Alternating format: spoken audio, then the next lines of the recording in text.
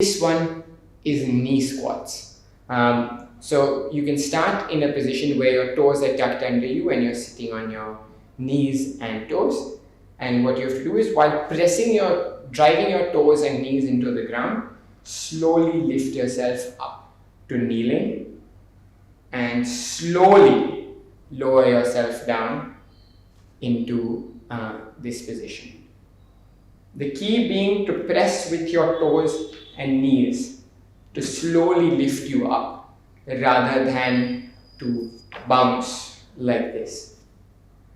The more difficult version, in case anyone is interested, is to keep your ankles now flat on the floor and repeat the same motion slowly and controlled to lift yourself up and lower yourself down similarly slowly and controlled.